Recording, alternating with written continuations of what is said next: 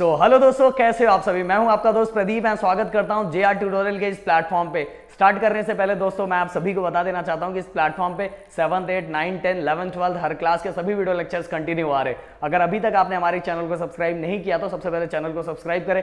Video पसंद आ रहा होगा तो गाइस वीडियो को लाइक कर सकते हो और एक प्यारा सा कॉमेंट भी करो। इसी के साथ दोस्तों मैं आपको ये भी बताना चाहूंगा, मेरा एक ब्लॉगिंग चैनल है, इसका नाम प्रदीप गिरी ब्लॉग, एंड एक दूसरा एजुकेशन चैनल है, इसका नाम है गिरी ट्यूटोरियल। सो गाइस वहां भी जाके अपने प्यार की बरसात कर सकते हो। सो गाइस आज जैसे आपको पता है, आपने टाइटल देख ही लिया कि हम वर्क एनर्जी थ्योरम, इससे रिलेटेड टॉपिक को हम क्लियर करने वाले हैं। सो गाइस मैं ज्यादा बड़ी बड़ी बातें नहीं बोलूंगा, सिंपल शब्दों में मैं आपको यह बताऊंगा कि वर्क एनर्जी थ्योरम में क्या होता है। पता है, वर्क और एनर्जी के बीच के रिलेशन के बारे में हम क्या करते हैं, उससे रिलेटेड एक थ्योरम डिराइव करते हैं और उसके बीच के रिलेशन को फाइंड करते हैं। गाइस जैसे आपको पता है कि अगर कोई बॉडी मोशन में है तो उसके अंदर कौन सी एनर्जी होती है, काइनेटिक एनर्जी होती है। कौन सी एनर्जी होती है, काइनेटिक एनर्जी। सो गाइस मतलब change in kinetic energy which is equal to work, मतलब जितना काइनेटिक एनर्जी चेंज हो रहा है उतना ही क्या होने वाला है, वर्क डन होने वाला है। ध्यान से सुनना, जितना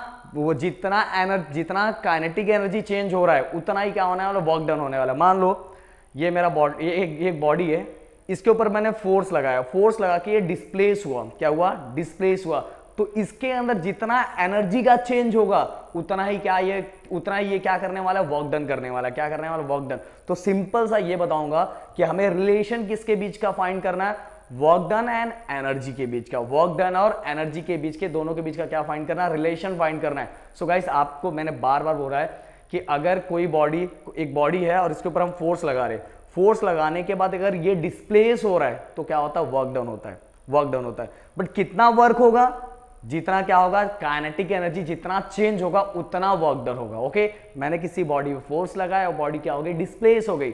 डिस्प्लेस हो गई मतलब क्या होगा, वर्क डन हो गया। बट वर्क डन कितना होगा, कितना वर्क इस बॉडी ने कितना वर्क किया, अगर इसका आंसर हमें फाइंड करना है तो हमें यह पता लगाना पड़ेगा कि कितना काइनेटिक एनर्जी चेंज हुआ है, कितना एनर्जी चेंज हुआ है। इसीलिए ये जो थ्योरम है आपको बोर्ड पे दिख रहा होगा, work energy theorem. Okay, so guys start करें। डेरिवेशन तैयार हो, पसंद आ रहा प्लीज वीडियो को लाइक कर देना गाइस।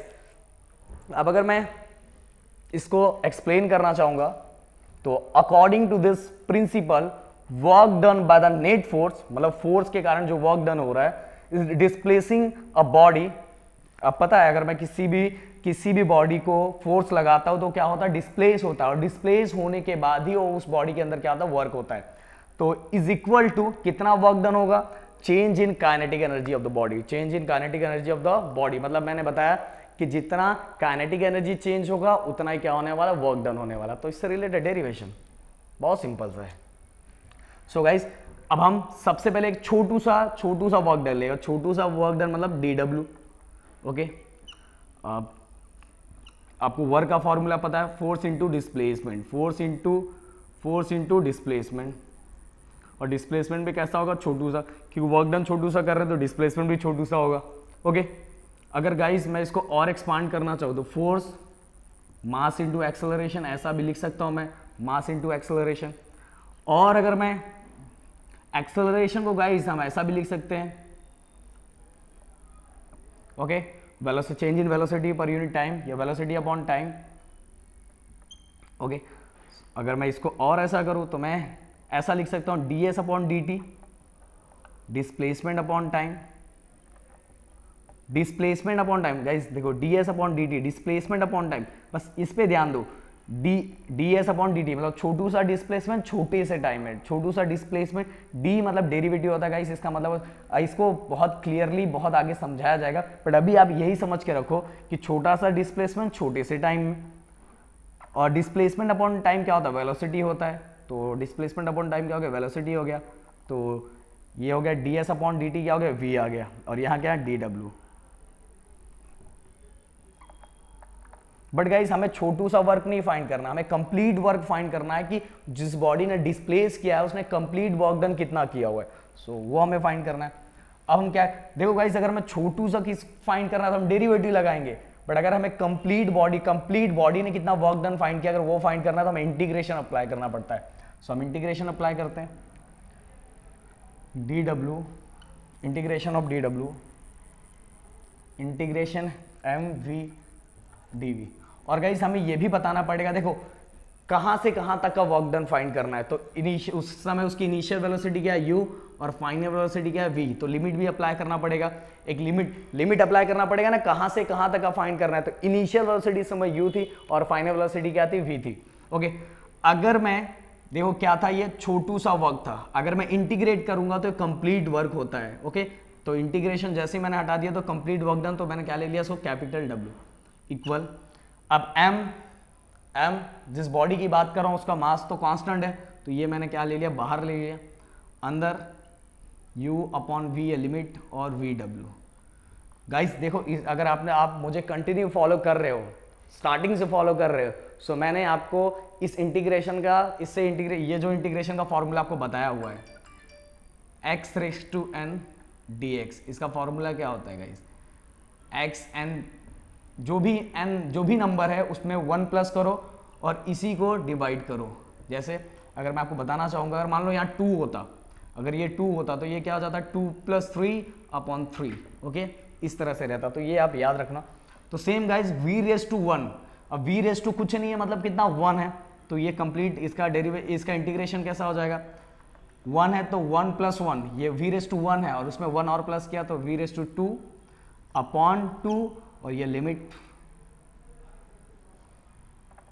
ओके, और पहले वाले का limit, then minus upper limit minus lower limit, upper limit पहले अपर लिमिट मैं इसमें करूंगा, फिर माइनस लोअर लिमिट, तो कैसे हो जाएगा, m अपर लिमिट क्या है भाई, अपर लिमिट v, तो इसके जगह पे पुट करने का v² upon 2 minus lower limit, इसके जगह पे इसको पुट कर देने का, तो vu² upon 2। Okay, so guys अब आगे सही चल रहा है, yes. आगे चलते हैं। सो गाइस अब मैं ये m को अंदर मल्टीप्लाई कर देता हूं और ये थोड़ा सिस्टमैटिक ले देता हूं, तो आपको चीजें समझ में आ जाएगी। क्योंकि हमने क्या देखा, वर्क डन कितना होने वाला, वर्क डन कितना होने वाला है, जितना काइनेटिक एनर्जी चेंज होगा उतना वर्क डन होगा। Change in kinetic energy which is equal to work done. Okay, जितना काइनेटिक एनर्जी चेंज होगा उतना ही क्या होने वाला, work done. Kinetic energy change होना मतलब इनिशियल काइनेटिक एनर्जी और फाइनल काइनेटिक एनर्जी, मतलब जितना चेंज हो रहा है उतना ही क्या होना है, वर्क डन। ये प्रूफ करना है हमें। सो ये m को अंदर मल्टीप्लाई करूंगा और ये क्या है, v²। देखो ये 1/2 था, ऐसे लिख लिया, तो 1/2 mv² माइनस, फिर से m मल्टीप्लाई करूंगा और यहाँ भी 1/2 है, यहाँ भी 1/2 है, तो मैंने बाहर लिख लिया, और m u²। ध्यान से देखना एकदम, 1/2 मैंने बाहर ले लिया, mv² minus 1/2 mu²। Okay, so guys अब 1/2 mv² क्या, किसका फॉर्मूला है, किसका फॉर्मूला फटक से बताओ, काइनेटिक एनर्जी। किसका फॉर्मूला है, काइनेटिक एनर्जी। सो मैं यहाँ ऐसा लिख सकता हूँ, ऐसा लिखता हूँ, फाइनल काइनेटिक एनर्जी, क्योंकि ये इसमें v है, minus initial kinetic energy, final kinetic energy minus initial kinetic energy, final kinetic energy minus initial kinetic energy. So guys इसको हटाता हूँ।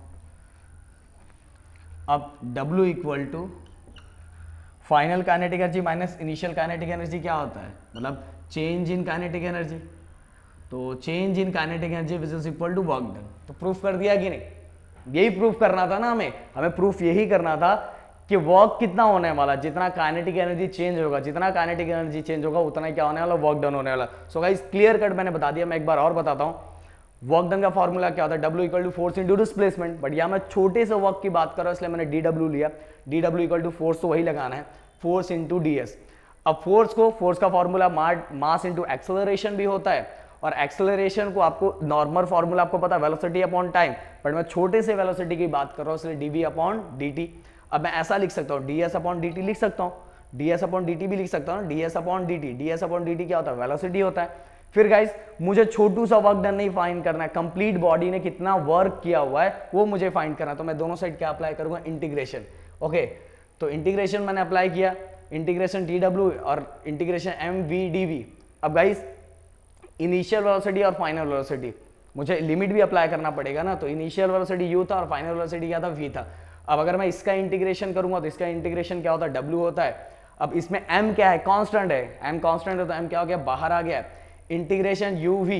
ओके, अब इसका फॉर्मूला मैंने यहाँ लिखा था, वो फॉर्मूला क्या था, v⁻⁴ v⁻⁴ मतलब क्या था, v इसमें और 1 प्लस करो, इसमें 1 क्या करो और प्लस करो। सो अगर 2 होता तो 3 हो जाता, पर यहाँ 1 है तो 1 + 1 2 हो गया और डिवाइडेड बाय 2 और लिमिट अप्लाई किया। फिर अब अपर limit minus lower limit minus करो तो v²/2 माइनस u²/2। ओके, फिर मैंने क्या किया, m को अंदर मल्टीप्लाई किया, m को देखो अंदर मल्टीप्लाई किया, बस 1/2 सेपरेट लिख दिया, क्योंकि हमने हमारी जिंदगी जब से काइनेटिक एनर्जी से स्टार्ट हुई ना, हमने ऐसी फॉर्मूला पढ़ा है, इसलिए मैंने 1/2 ऐसे बाहर रख दिया और mv² माइनस 1/2 mvu²। तो ये हो गया हमारा फाइनल काइनेटिक एनर्जी, ये हो गया हमारा इनिशियल काइनेटिक एनर्जी। और फाइनल और इनिशियल को माइनस कर रहे हैं, इसका मतलब ये क्या होता है, चेंज इन काइनेटिक एनर्जी। और जितना काइनेटिक एनर्जी चेंज होगा उतना ही क्या होने वाला, वर्क डन होने वाला है। यही तो हमारा थ्योरम है, और ये थ्योरम है work energy theorem. So guys, मेरे ख्याल से वीडियो आपको पसंद आएगा, वीडियो बहुत अच्छा लगा होगा। अगर वीडियो पसंद आएगा तो प्लीज वीडियो को लाइक कर सकते हो, चैनल को सब्सक्राइब कर सकते हो, दोस्तों के साथ जरूर शेयर करो। और सबसे बड़ी बात गाइस, अपना ध्यान रखो। जय हिंद दोस्तों।